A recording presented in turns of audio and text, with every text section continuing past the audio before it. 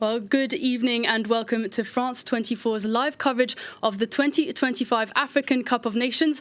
Over the course of the next 4 weeks, 24 teams will be fighting to become African champions. We will be bringing you special reports and analysis every match day right here on France 24. It's all kicking off in about an hour when hosts Morocco will be playing the first game of the tournament against Comoros. Tonight, though, I am joined in the studio by football experts Thando Sibia and Andreas Ivagora. Welcome to you both. But before we get into it here in Paris, let's cross over live to France 24's Selina Sykes, who will be following the tournament for us in Morocco.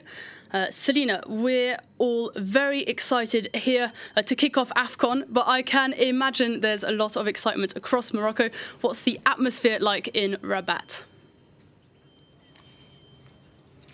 That's right, Emily. Let me start by saying that there's been a lot of torrential rain here in Rabat, but that isn't dampening the fans' spirits. Lots of them turning out hours before kick-off here, and luckily that they did, because we've had a lot of torrential rain here, which is why you can't see the stadium behind me, because we've had to take a shelter elsewhere. But fans feeling confident ahead of this AFCON. Obviously, we'll speak about it later on, Morocco being the big favourites in this competition on home turf. A lot of excitement here in Morocco because it's the first time that they are hosting an AFCON since 1988. Fans saying that this will really be a source of national pride and excitement for them. Obviously, 4 stadiums will be here in Rabat. That will be the hub, shall we say, of the festivities here in the Moroccan capital. But there'll also be matches taking place elsewhere in Casablanca, Marrakesh, Tanger, Agadir and Fez. So a lot of excitement here before that first kick-off of the opening game in just about an hour's time. As you said, all the fans already inside the stadium are currently watching that opening ceremony. Well, 24 teams are taking part, hoping to reach that final on the 18th of January. What stands between them and that trophy? Well, Emily, as you said, 24 teams are here competing for Africa's biggest prize. They are split up into 6 groups, of 4. That will obviously then be the 2 top place teams from each group that will automatically go through to the last 16, and then there'll be 4 third best placed teams that will also progress into the knockout stages. And it will be tournament football as we know it until there'll be just 2 teams left standing in that final on the 18th of January. Well, we have a very exciting few weeks of football ahead. We'll be coming back to Selina in a while. For now, though, Thando, Andreas, how hyped up are we for this competition?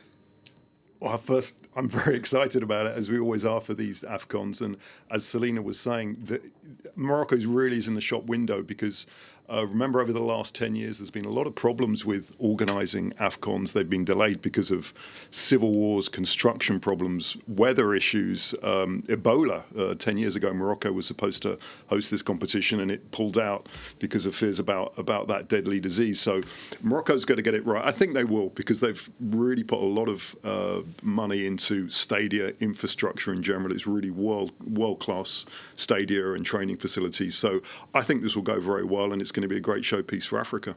And Thando, I have a question for you. Some of our audience might not be familiar with an AFCON. They might never have watched it. How would you describe the essence of this tournament for a first-time AFCON watcher? It's the people's tournament. It's for Africans, and it's the main stage for Africans to present local football. I think for someone who isn't very familiar with the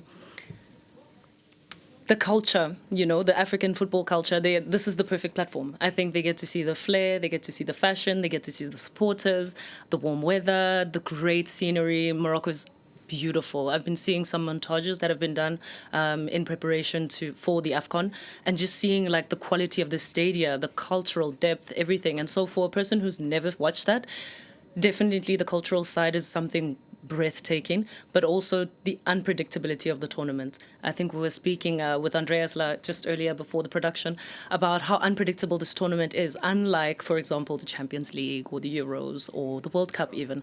I think this is the one where you have scandals mid-tournament, coaches getting sacked, and then eventually winning the championship. So I think lots of entertainment, lots of flair, lots of culture, and lots of beautiful football. Yeah.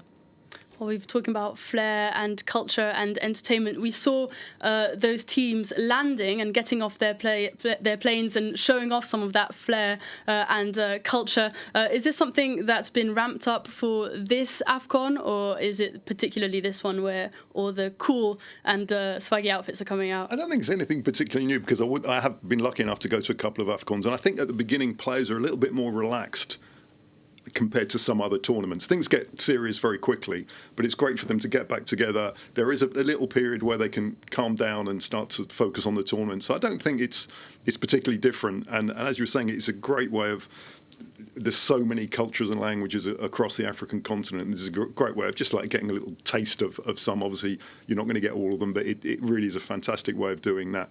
And the African continent, it just lives and breathes football. It really does. Wherever you go, they love their football. So even for the countries that are not qualified, they'll be watching it. Thando, do you have any highlights from some of those competition photos that you've seen? I'm a particular fan of the Ivory Coast coats. Yeah, it's so gorgeous. It looks so regal. It's like championship uniform. I was like, okay, this is nice. I think it's also largely inspired by the media wave that draws attention to the entry outfits. We see it happening a lot with basketball, where there's a huge culture around these like introduction outfits or the coming in outfits. And so I think locally they've also taken that into consideration and just added a little bit of swagger to it. The African continent is known for the outfits that we present, the prints, everything. DRC even have this thing, say in French, like sape, le sapage. And so it's it's woven into the culture. And I love how the culture and football become one in the African Cup of Nations, and that having the stage that we have right now, the previous edition of the AFCON, yes. We have those coats right there that you can have a look at. It's so fresh. I saw this and I was like, okay, this is some championship stuff. And these are people who are carrying the championship status. It looks amazing. Benin looks amazing as well. Senegal. South Africa was a little bit disappointed. They came in on tracksuits, like getting off the plane in black tracksuits. But they did do a song afterwards. They were showing off their singing skills later on. Yeah, and we're quite known for that. You know, Ikwicho is what we call it. It's known in rugby, in football. It's part of the culture as well. It was linked to struggle songs back in the day and also became a thing of just assembling the troops and getting together and just showing that unity. So as much as our outfits or South African outfits weren't so dapper, there is that togetherness, the camaraderie, and I think that's also quite impressionable and something that will stand out in the tournament. Andreas, do you have any particularly strong opinions on any of these kits? I think there is a sporting angle as well, because I noticed they're completely coordinated, all the players. And there is a sports psychology now is a huge thing. And there is a school of thought that if the players are dressed the same and that helps them bond a little bit more, because remember, these players are coming from all over the world. African players, they're playing in Europe, in Africa, in Asia, in the Middle East, some in North Africa. So it's a really a tough job to get them all together and come together as a unit. They've only had 7 days to prepare, remember, and clothing's part of it. Yeah, and is it part of the fact that they were released so late? It brings us back to the question of respect when it comes to this tournament. How do you think that might have affected preparations going into the competition? It's complicated. Remember, the background is that this tournament should have been last summer, and then FIFA expanded its Club World Cup, which just didn't leave any space for this competition. So Morocco was kind of forced to put it back, and it had to start before Christmas, which is very unusual because according to FIFA rules, clubs only have to release their players once a year for a FIFA tournament. So if it had been 2026, we could have had a really terrible situation where clubs would say, no, we're not releasing players. So it's still a 2025 tournament. I don't think it will be that important because it's such a long tournament, you know. It goes on a month. So I think as long as the first match is kind of, they get the first match out of the way, I think the top countries will have time to assemble their teams, get the tactics together, and we'll see much better quality from the last 16 on.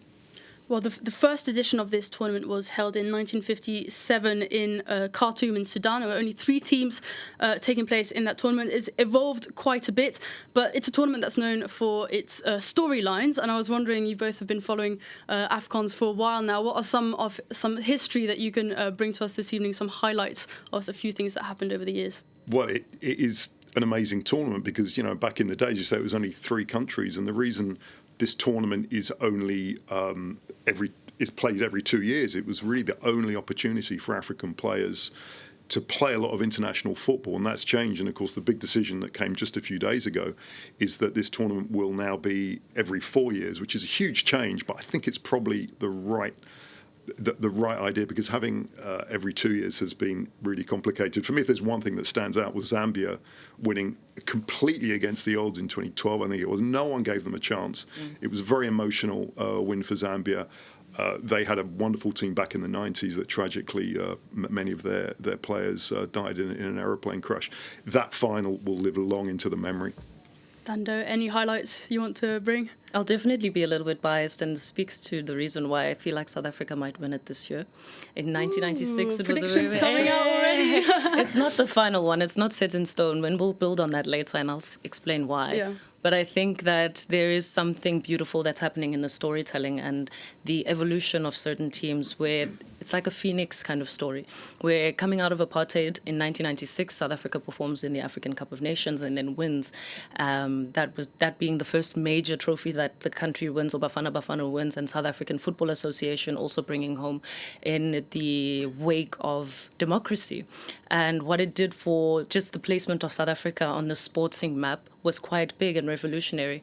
And then seeing how they continued until about the early 2000s, which was an impressive form. And then we saw a descent in the quality of South African football, which also then speaks to the reason why South Africa becomes an overlooked team coming into this AFCON and even in 2023, was because for a long time, close to 15 years, South Africa was overlooked because of the quality of the local football structures and the quality of the football that they were presenting, and were not carrying competitive weight in the national or international championships.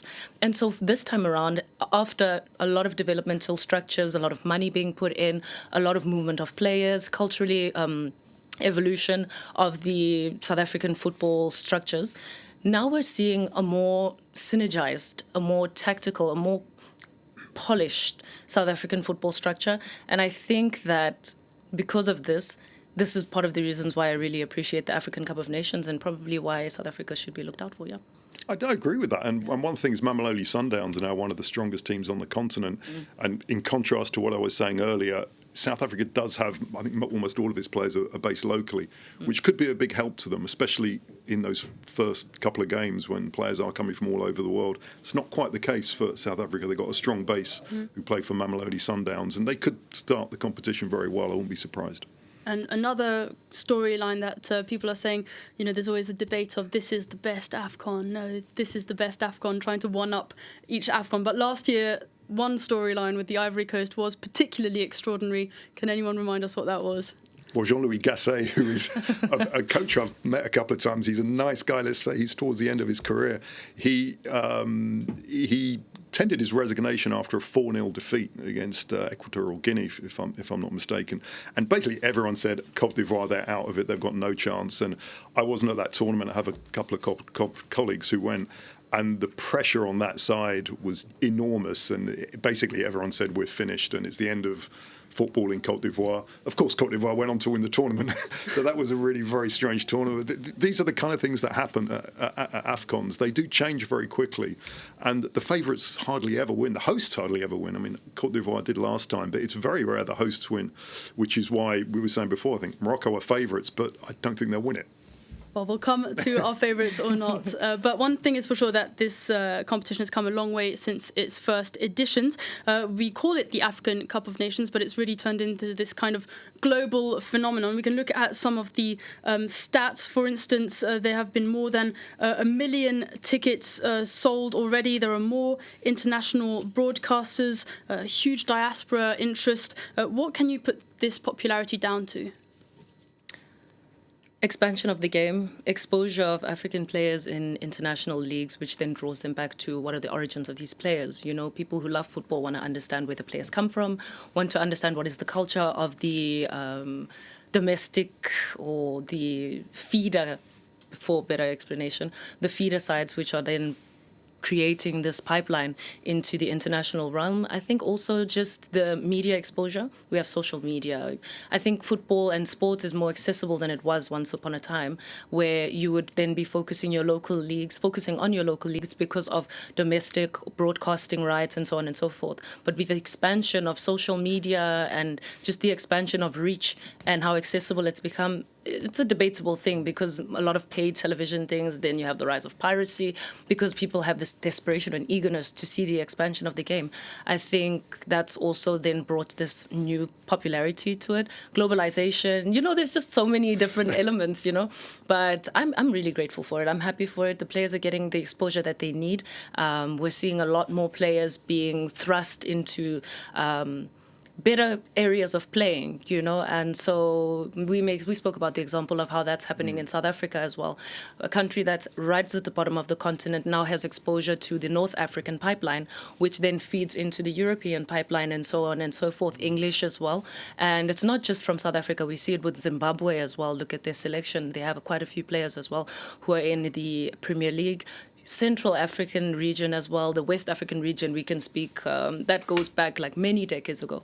So it's just really nice that with the increased exposure of these athletes in these international leagues and the expansion also of tournaments is also the reason why. We can criticize FIFA for expanding the CAF or the AFCON, to 4 years, every 4 years, but then also look at the introduction of the African National Championship that has been introduced to not as to kind of replace, but to add some more to the competitiveness of the African football sphere, which then allows for more opportunities for players to be fed into these structures.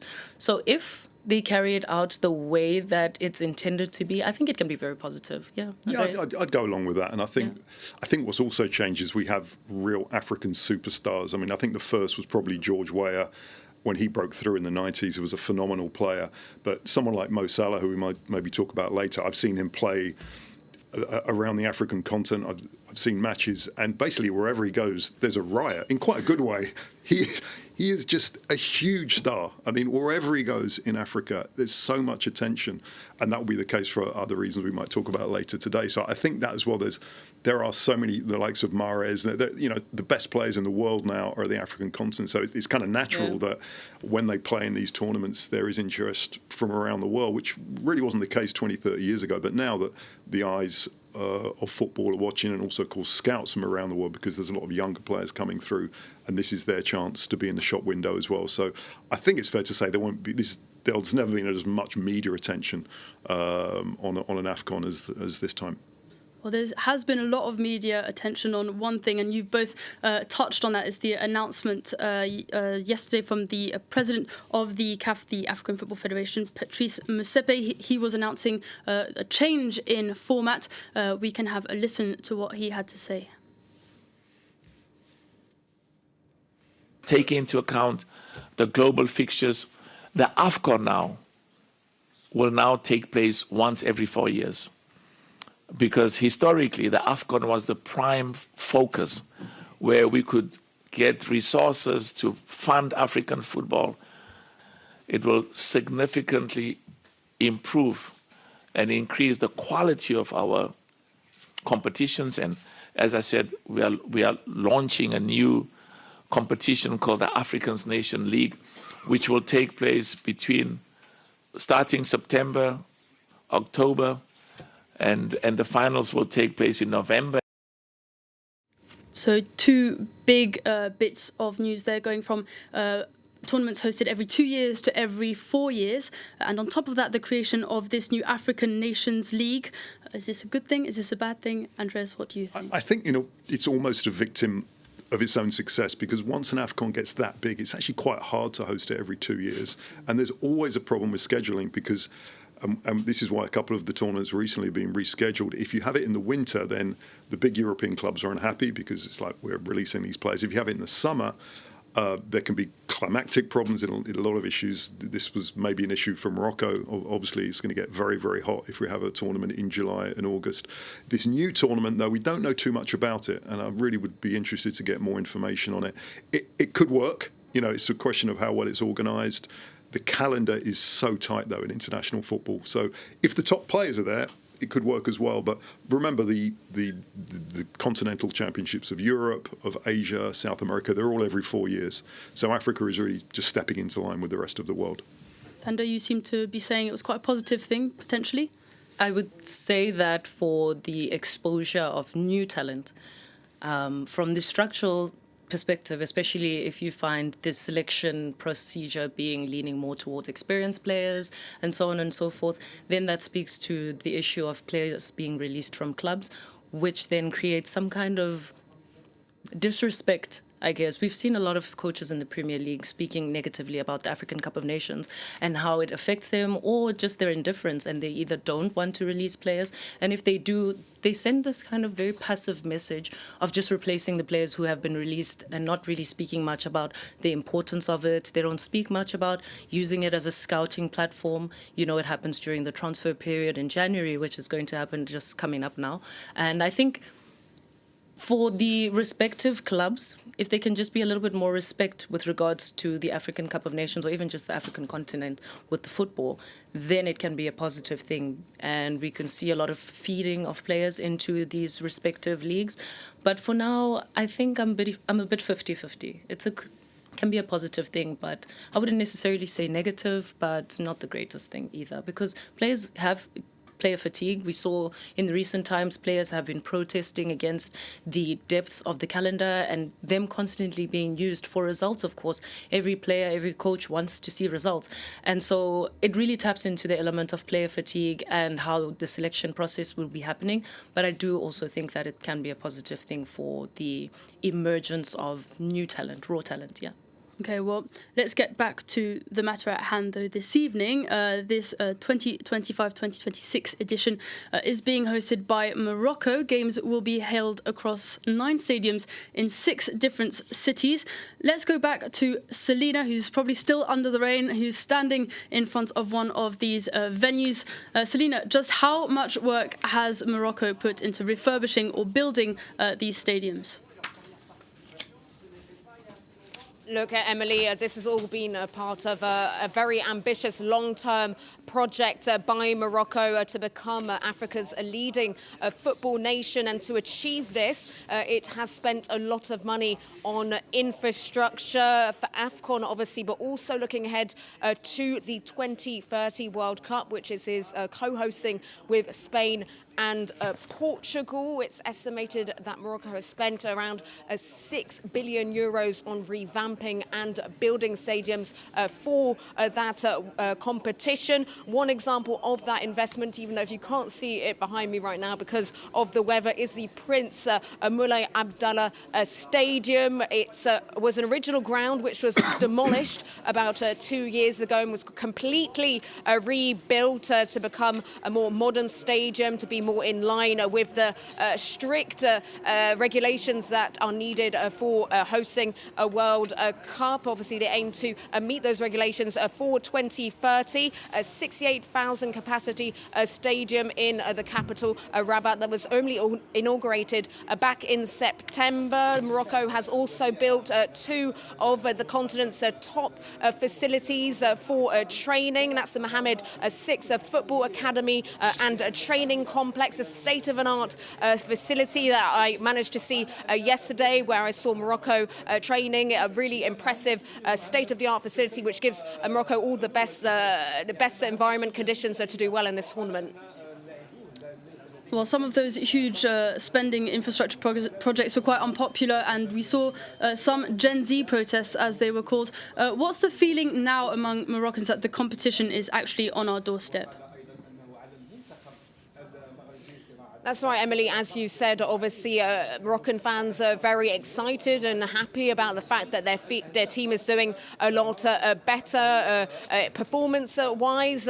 But obviously, there has also been a lot of scrutiny under the amount of spending that has been happening for this AFCON and the 2030 World Cup. As you said, there were Gen Z protests earlier this year to demand significant improvements to public health and public education, and there's been a lot of criticism, especially from young protesters, of the government who have obviously been spending a lot of money on football infrastructure ahead of these competitions. One of the standout chants during those protests were, "We want more hospitals, not football stadiums." So shall we say there's a bit of tension between obviously football fans and the country wanting to be happy, and obviously football competition is always a source of national pride, but the underlying element element is also that there are people who think that maybe money, not so much money had to be spent on these projects, and maybe a bit more could have gone into social projects. But now that the day is actually here, Emily, obviously all I've seen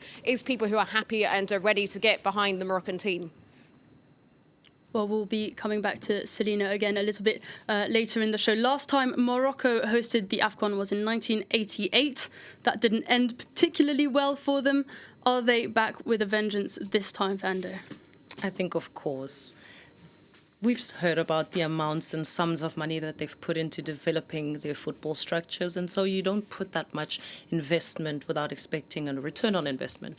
And so this is the perfect platform to see just how much this budget or this funds that have been put into development structures and everything have now affected the local football structures. I think also just for pride, Morocco has been performing incredibly well in recent form and getting as close to the semi-finals of the World Cup, being the first African country to have such a feat. I think they want to take it further and just become African champions. I think also for Coach Walid Regragui, this can be the final or one of the main feathers that he wants to place in his cap, you know, because considering that he was selected just a few months or called up just a few months before the World Cup and seeing their performance, and also just to like a kind of vengeance from the last African Cup of Nations, being the host nation. There's just so much. And I saw a journalist who spoke about the African Cup of Nations and Morocco.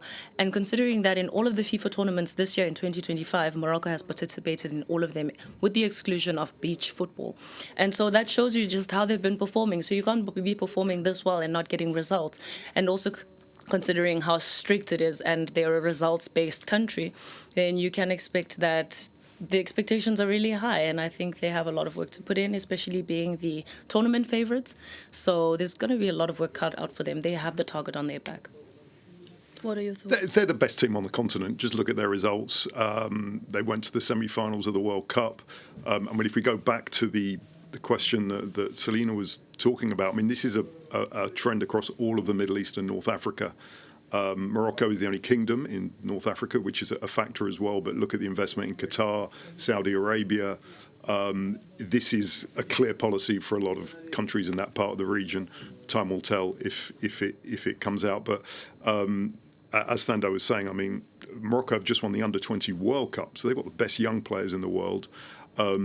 Morocco is the hub of African football. For the next 5 years, they're hosting the Under-17 Women's World Cup, for instance, for 5 editions. A lot of neutral matches are played in Morocco, whether it's World Cup qualifying or Africa Cup of Nations. It's definitely the home of African football. I think that's fair to say. They have the players. They have Achraf Hakimi, who's a fantastic player, probably the best player on the African continent. He is for me at the moment, even though he's injured. He should be playing in this tournament. But they have to deliver, and the pressure is very much on them. And I think it is about that. It's about whether Morocco can handle the pressure playing in front of their home fans, 65,000 tonight. Well, let's head back to Morocco quickly for Selina's thoughts. She was able to watch them train yesterday. Of course, the heavy fact is they haven't won since 1976, but this year the story looks quite different. Selina, their expectations are pretty high for that Moroccan team, though. Yeah, like you've all been saying in the studio, the expectations are very high for Morocco, as you said. Just the one title all the way back in 1976. They're the highest ranked side at this AFCON. They're 11th in the FIFA rankings, and they are also on a record winning streak at 18 consecutive games in a row. They're still on that streak, obviously heading in to this AFCON, though it has to be noted that the opposition hasn't been the strongest during those 18 victories. Just one of those has come against a team in FIFA's top 50. That was Tunisia. And as we mentioned also, obviously that famous run in the 2022 World Cup, where they became the first African team to reach the semi-finals. But when it comes to AFCON, as you've been saying, they are serial underachievers. They were knocked out in the last 16 in the last edition in the Ivory Coast by who other than Tando's South Africa. So they will be wanting to prove themselves here on the home turf at this tournament. They have the home advantage, obviously, as it's been mentioned, not always the way to win AFCON. Obviously, Ivory Coast were the host last time round. 12 titles have been won by the hosts. If my maths is correct, that amounts to about a third of AFCON winners. And of course, the big question on all Moroccan fans' lips is, will their star player, Achraf Hakimi, be fit? Well, yeah, that's obviously been the big question, hasn't it, before this build-up. The talisman, the Moroccan talisman, Achraf Hakimi, who picked up that really nasty ankle injury in duty for PSG in the Champions League back in November. He's been racing to be fit for this AFCON. And, well, the manager, Walid Regragui, has deemed his skipper fit. He said that in a press conference on Saturday. Hakimi also looking very confident and saying that he's ready, but whether or not he will be featuring this evening in their opener against Comoros remains to be seen. We can maybe think that it's maybe not worth risking him this early on, though he will need some game time, of course, in his legs. Perhaps we'll see him come on later on if the results already been secured. But what we do know is that Achraf Hakimi will be featuring at some point in this tournament. He was training with the team in their final training session before this match. That was on Saturday, so that will be a big boost for the Moroccan side in any capacity that he's obviously contributing, whether that be on the bench or on the pitch. Well, Hakimi obviously is the big star, but Morocco's squad is full of talent elsewhere. Who do you have your eye on? Well, that's right, Emily. This is a squad full of talent, and that's one of the reasons that they have really been deemed as the big favourites. Lots of players, as you mentioned, playing in Europe's biggest leagues. Let's start up front. We've got attacking midfield and winger Real Madrid, Brahim Diaz. He is got the most goals in the AFCON qualifiers with 7 goals, if I remember correctly. So he'll be one to watch out for AFCON's golden boot. There's also Ilyas Ben Seguir, another winger attacking midfielder for Bayern Leverkusen. He's just 20 years old, and he's really one to watch out for at this AFCON. He's a player with a lot of flair, a creative flair and pace. He's one that definitely could impress in this AFCON. In midfield, there's Azzedine Ounahi. He plays his football for Girona. He's really the playmaker who's pulling all the strings from the midfield.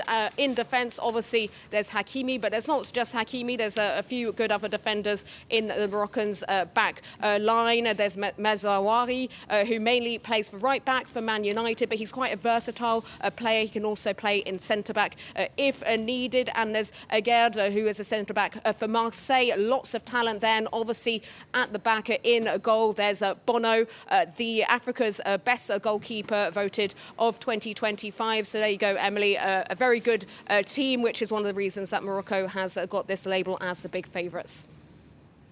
Well, thank you very much, Selina, for that breakdown. I'll ask my 2 experts here in the Paris studio. What makes Morocco's strength as a team, really?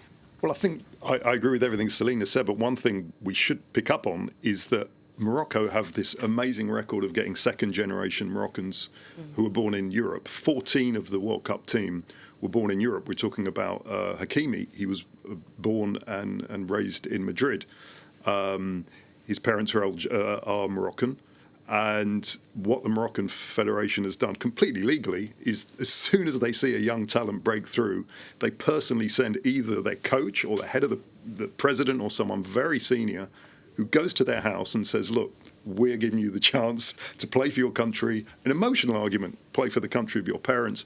And I think almost all the players, that not Aguerd, but most of the other players that were mentioned, were born in Europe, in the Netherlands, in France, in Spain, in Belgium. And what they've done is get those players very young and put them into a really good structure. A lot of them actually don't speak Arabic either. They're speaking sort of mixture of Spanish and French and Dutch, which was the case in the World Cup, but it worked. And Regragui himself, he learned his football in France. So that's been really important for them. And they've just got stronger and stronger, which is why they're the favourites this year. And as we were talking about, they've won the under-20s. They've got to the semi-finals of the World Cup. So that has translated to results on the pitch, and that's why they're the favourites this year. Thando, any vulnerabilities in this big mammoth of a team? The pressure. I think that's the biggest vulnerability. That was the same vulnerability they had in the previous edition of the African Cup of Nations. when you come with a lot of pressure, that much pressure and the weight to perform, it can weigh heavy on players, on the team, especially in preparation and big match temperament. You have a player as colourful as Hakimi. You'd expect the greatest performance, but he doesn't carry the team by himself. It's teamwork. It's a sport of 11 players on each side, and you need the performance of the whole team and the backing of all of them together. But also going back to what Selina was speaking about, Ben Seguir as a player to look out for, and also speaking to the binationality, which seems to have plagued the whole African Cup of Nations tournament. And also it's quite a respectable thing, and I think it's something we should definitely be building on and looking deeper into, that a lot of players take the host or the domestic nationality, which would then be your France, your England, your Netherlands, and they develop in these structures. They play in the local academies, whether it's at national level or even club level, and they develop, and quite sneakily, if I must, but not in a bad way, I say it with all the affection that I can, is that these local teams or the local country, the national teams in Africa are actually selecting them. And what's nice is that the players are coming in freely. And this also speaks to the national pride that seems to be growing, because a few years ago, you wouldn't have that many players choosing to perform or choosing to sign for the African national team, which speaks to the development of the football structures. But then also coming to what makes Morocco so strong is them tactically and also their football philosophy. I think when you have that, like I said, the BMT, the big match temperament, and you're carrying the weight of being champions and just championship and the confidence, that can take you a long way versus a country like Tanzania, who are in and out of the African Cup of Nations, who don't necessarily have that much victory. So that separates then the champions from the rest of the performers who then have different objectives.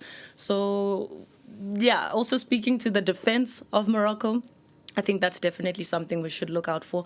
I like that Selina mentioned Bono, because if you look at his record, I have a paragraph over here. I mean, the guy is incredible. He's had a great performance, and right now he's with Pyramids FC, who are doing quite well in Egypt. And looking at the right back in the call-ups, you have Mohamed Chibi, who's been called, and he's the right back at Pyramids FC. So if you have his partnership with Bono, these are players who perform really well. Pyramids FC won the Super Cup, they won the African Champions League, and just the record and the performance even at national level. And then you have that partnership that they have. So you have an already existing relationship and synergy. And you can see this happening in a lot of sporting codes, which can then work for or against Morocco. I'm going to make a rugby reference. The South African France Rugby World Cup semi-final, and the interception that Cheslin Colby had. The main reason that he was able to do that is because he played alongside, it's defeating me, Ramos. No, it's left me. I'm in football brain now. But he played alongside him at Toulouse, and because of that, he was able to read him and then see him as a player and then become his worst opponent, which was then one of the main reasons why France lost that match. And so if we're seeing that, how it can work for them, for example, the relationship between Bono and Chibi, or Tribi, if we say it in Zulu accent. But if you can see that kind of relationship and how it can work in their advantage in the defensive structures for Morocco, and then seeing as opponents who it can work in the favor of the opposition and then in the disadvantage of Morocco, that's also definitely something to look out for. Yeah, that mentality you were talking about, I was lucky enough to go to the World Cup game against Spain, which I have to say was one of the worst games of football I've ever been to. It was the last 16. But Morocco, they were so determined, they just did not budge. They just kept their defensive structure against a very good Spain team who just had all of the ball. But really, after about 30 minutes, everyone around me was saying, this is going to penalties and Morocco are going to win. Spain didn't score one penalty. I don't know if you remember that. So they have a fantastic mentality, but they've always come as slight outsiders, as you were saying. To do it as favourites is slightly different, so we'll see. Okay, well, moving on from Morocco now, let's have a look at the groups and look at some of your favourites after that. Let me first go through some of those groups very quickly. In Group A, Morocco, the hosts, obviously, Mali, Zambia, Comoros. Group B, we have Egypt, South Africa, Angola and Zimbabwe, which you can see there on your screens. Group C, Nigeria, Tunisia, Uganda, Tanzania. Group D, Senegal, DR Congo, Benin, Botswana. Group E, Algeria, Burkina Faso, Equatorial Guinea and Sudan. And Group F, Ivory Coast, the title defenders, Cameroon, Gabon and Mozambique. So who are some of your favourites that you have in mind? Ivory Coast, of course, reigning champions, winning it by the skin of their teeth last time. As we said, can they retain their title? We were chatting before. Morocco are the favourites, but they're not going to win. It sounds strange. I'm covering myself. I have Senegal because when you look at Senegal's team, Nicholas Jackson is a really good forward to have. Iliman Ndiaye, I think, is a fantastic player, attacking midfield player for them. They have Habib Diarra, who's a fantastic player at Sunderland. Sadio Mane is their kind of talisman towards the end of his career. I see them as a really good unit. I've got to say, I think Senegal are really good. We're talking about famous names. Algeria, now we know the rivalry between Algeria and Morocco. They have a certain Zidane who'll be playing in goal because they've lost their first choice goalkeeper who's injured. I was lucky enough to commentate his debut for Algeria. He's Luka Zidane, we're talking about, son of the great Zinedine. There's going to be really a huge amount of pressure on a rookie goalkeeper. He's not young, but he's new to the setup. I would see those. I just don't think Ivory Coast will win because it's just so hard to win back-to-back AFCONs. They're a very good side, but I don't see them winning it. And DR Congo, the Democratic Republic of Congo, is still in the hunt for the World Cup. Remember, there's a World Cup playoff that's going to be held in March. And I think that might focus the mind because when you have the possibility of getting to a World Cup, I think the players might really see this as a chance of coming together and add not necessarily a determination, but a focus and an effort to put in some good performances. And just one word about an outsider they're not going to win it. Well, two outsiders. Equatorial Guinea are a small nation, but when they've had a few administrative problems, they actually got docked 3 points in World Cup qualifying, which really put an end to their qualifying campaign because of an administrative error. They could cause a few surprises and go a long way. I think we should have a word about Sudan, who obviously that country is going through a very bloody civil war at the moment. They haven't played any games at home during the qualifying, and that is an example of what we're talking about, football being able to bring a nation together. And I'm sure that Sudan, everything that nation is going through will be glued to their television sets. Thando, before we talk about South Africa, I was wondering, what about Nigeria? I mean, the Super Eagles missing out on the World Cup. Are they looking for redemption in this tournament? I think definitely they are the runners-up of the tournament. And so this also gives them a window to possibly win. You don't have the pressure of being champions. And so you have that eagerness, including the fact that they left out of the World Cup. So there's kind of some redemption, like you say, and they have to prove themselves. I think that's also what makes African football very interesting, is the rivalry. The Nigerians in the West African region is one of the few Francophone countries, and so they kind of have this outcast black sheep thing about them, but they also carry their weight. They've had a lot of championships, and they're also a very talented side. We saw their performance in the previous African Cup of Nations, defeating South Africa to then go into the finals and miss it against Ivory Coast. Yes, there were a lot of disadvantages to the game, but I do think that looking at the Nigerian side, this time they're hungry. You have a Calvin Bassey who was very useful and impactful, especially in the wings for Nigeria.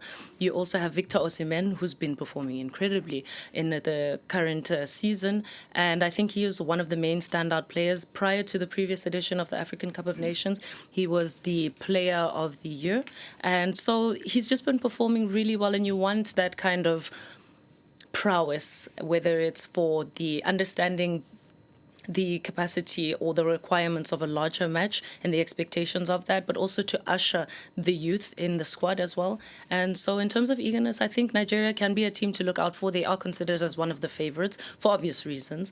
They do carry their weight, and I think that they're quite a tactical side, and I think not to be looked over or overlooked, excuse me. Of course, their big rivals, Cameroon, who have gone through, we're talking about, internal conflict. Yes, it's actually... Samuel Eto'o, who I have to say, our Cameroon colleagues will say maybe the greatest striker ever to come off the African continent. But, there's been a lot of issues, let's put it that way, with the Cameroon Federation. He fired the coach, he's got a new coach in. That would be an amazing story. They're in a pretty tough group, actually, Cameroon, so they might even struggle to get through. But that's another one to look out for. Again, missing out on the World Cup, Samuel Eto'o has really changed things, and let's see if that's come off. Well, let's turn our attention to the match this evening, the opening match of this competition, Morocco versus Comoros. Let's turn to Selina for her comments. Selina, is this going to be a walkover for Morocco?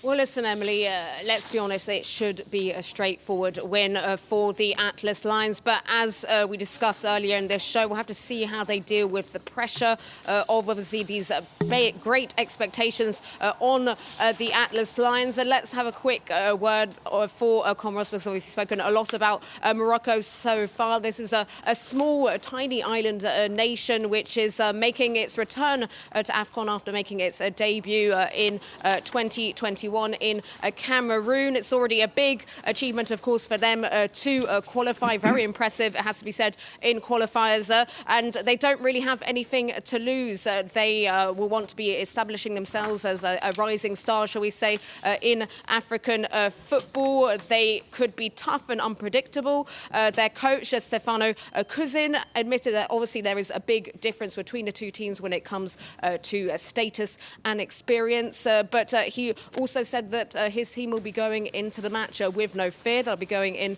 full of confidence. And they as he pointed out quite correctly, obviously for Morocco, it's a must win. There's a lot of expectations from them here. But he said that maybe his side can be part of the entertainment, shall we say, and maybe cause a few surprises in this tournament. They have a rather experienced core of players with an injection of younger ones full of energy. But obviously, it would be a big shock if Morocco don't manage to get the 3 points here this evening.